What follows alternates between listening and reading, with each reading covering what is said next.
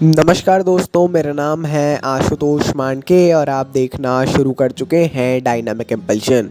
आज के इस वीडियो में हम बात करेंगे 14 सितंबर 2023 के करंट अफेयर्स की। और अब जब आपने फाइनली वीडियो के थंबनेल पर क्लिक करते हुए वीडियो देखने की शुरुआत कर ही दी है, तो अब अंत तक ही जुड़े रहिएगा हमारे साथ, क्योंकि आप सभी लोग जानते ही हैं कि हमें ज्ञान को कभी भी अधूरा नहीं छोड़ना चाहिए। इसी बात के साथ, जैसा हमने बोला, पूरे फोकस के साथ शुरू करते हैं हम आज के इस वीडियो को आज की सबसे पहली जानकारी के साथ। सबसे पहली जानकारी, हाल ही में राष्ट्रपति द्रौपदी मुर्मू जी ने नई दिल्ली में किसानों के अधिकारों पर पहली वैश्विक संगोष्ठी का उद्घाटन किया। देखिए, रोम में खाद्य और कृषि संगठन के खाद्य और कृषि के लिए पादप आनुवंशिक संसाधनों पर अंतर्राष्ट्रीय संधि के सचिवालय द्वारा आयोजित यह संगोष्ठी थी, जिसकी मेज़बानी केंद्रीय कृषि और किसान कल्याण मंत्रालय के द्वारा की गई एवं इसकी अध्यक्षता राष्ट्रपति द्रौपदी मुर्मू जी ने की। देखिए, उतना इम्पोर्टेंट क्वेश्चन नहीं है ना, लेकिन हाँ, अगर हमने लिया है इसका अर्थ है कि ये इम्पोर्टेंट तो है, उतना ज़्यादा भले ही ना हो लेकिन इम्पोर्टेंट है। इसके बारे में पढ़िएगा कि ये क्या है, किसानों के अधिकार पर संगोष्ठी क्या है और ये कौन सी रोम की ऐसी संगठन है और कैसा इसकी शुरुआत हुई। आगे बढ़ते हैं। मुख्यमंत्री शिवराज सिंह चौहान जी के नेतृत्व में मध्य प्रदेश कैबिनेट ने राज्य के भीतर महत्वपूर्ण मुद्दों को संबोधित करने के उद्देश्य से परिवर्तनकारी पहल की एक श्रृंखला को हरी झंडी दे दी है। देखिए, एक पूरी श्रृंखला, एक सीरीज लॉन्च की गई है, मतलब 2 या 2 से अधिक और ज़्यादा ऐसे पूरे अलग अलग नए वो किए गए हैं, जिसमें मॉब लिंचिंग पीड़ितों के लिए मुआवजा, बेघर परिवारों के लिए आवास योजनाएं, अतिथि संकाय को मानदेय बढ़ा दिया इन्होंने, बाढ़ राहत पैकेज और सार्वजनिक सेवाओं का विस्तार किया है। ये मतलब ये बता रहा है कि जो हाल ही की कैबिनेट बैठक हुई थी, कैबिनेट ने कई ऐसे बड़े मुद्दे जिन पर काफ़ी समय से विवाद चल रहा था या बहुत समय से मांग हो रही थी, उन सभी को मंजूरी दे दी है। मध्य प्रदेश में जल्द ही विधानसभा चुनाव भी होने वाले हैं। आगे बढ़ते हैं। भुगतान और एमपीआई बैंकिंग समाधान क्षेत्र में एक प्रमुख खिलाड़ी कैश फ्री पेमेंट्स ने ऑटो पे ऑन क्यूआर नामक एक अभूतपूर्व समाधान का अनावरण करने के लिए national payments corporation of India के साथ हाथ मिलाया है। हाल ही में एनपीसीआई मतलब national payments corporation of India इसके साथ में कैश फ्री पेमेंट्स ने ऑटो पे ऑन क्यूआर नामक एक समाधान पेश किया है।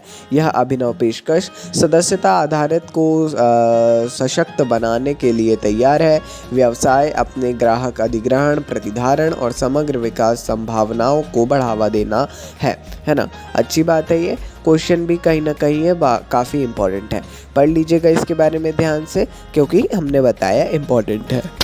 एक और एनपीसीआई से रिलेटेड ही है, लगातार हो गया। एनपीसीआई मतलब वही national payments corporation of India ने एक अभूतपूर्व संपर्क रहित भुगतान पहनने योग्य रिंग को पेश किया है। देखिए, हाल ही में एनपीसीआई के द्वारा ओटीजी रिंग के नाम से एक संपर्क रहित भुगतान योग्य रिंग, ऐसा एक अंगूठी पेश की गई है। इस अभिनव डिवाइस को भारतीय फिनटेक स्टार्टअप लिफ्ट क्विक के सहयोग से विकसित किया गया है। ये जो ओटीजी रिंग है, ये संपर्क रहित भुगतान तकनीक में एक महत्वपूर्ण प्रगति का प्रतिनिधित्व करती है। भारत में डिज़ाइन और निर्मित यह पहनने योग्य अंगूठी लोगों के भुगतान करने और विभिन्न वित्तीय लेन देन में शामिल होने के तरीके को बदलने के लिए तैयार है। अच्छी बात है, और ये क्वेश्चन भी कहीं ना कहीं बहुत ही इम्पोर्टेंट भी है। आगे बढ़ते हैं।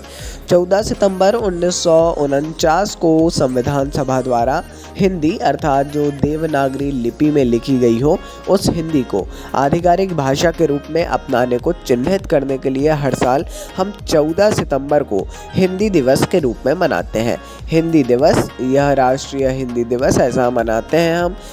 इसको राष्ट्रीय तौर पर मनाया जाता है। क्यों मनाया जाता है? क्योंकि 1949 14 सितंबर आज ही के दिन संविधान सभा के द्वारा हिंदी, अब कई लोगों को लगता है केवल हिंदी ही हमारी जो आधिकारिक भाषा है, इंग्लिश भी है ना, और साथ साथ में हिंदी को वो भी देवनागरी लिपि में जो लिखी गई हिंदी है उसको आधिकारिक भाषा के रूप में अपनाने के रूप में इन्होंने चिन्हित किया है। ये बात को भी आपको ध्यान रखना है और नोट कर लीजिएगा इस बात को भी, ये भी इम्पोर्टेंट है। आइए आगे बढ़ते हैं। भारतीय नौसेना ने अग्रणी वैश्विक कैब एग्रीगेटर सेवा उबर के साथ सहयोग करके अपने कर्मियों और उनके परिवारों के यात्रा अनुभव को बढ़ाने की दिशा में एक महत्वपूर्ण कदम उठाया है। मतलब भारतीय वायुसेना और उबर दोनों ने ही हाल ही में हाथ मिलाया है। इस सहयोग का मुख्य उद्देश्य है कि शिप फर्स्ट पहल के तहत खुश कर्मियों को सुनिश्चित करने के लिए नौसेना स्टाफ प्रमुख के दृष्टिकोण के अनुरूप भारतीय नौसेना कर्मियों को व्यापक लाभ प्रदान करता है। अब मेरे को भी इसकी ज़्यादा जानकारी तो नहीं है, लेकिन हाँ, इसके अनुसार आई थिंक हो सकता है थोड़ा सा रिजर्वेशन उबर के मोबाइल ऐप और अन्य चीज़ों में मिलेगा, जो नौसैनिक है हमारे उनको, है ना, मिलना भी चाहिए। कहीं ना कहीं एक बहुत ही ज़्यादा अच्छी पहल है। भारतीय नौसेना भी अपने जवानों के बारे में काफ़ी सोचती है, ये बात भी आपको ध्यान रखना है।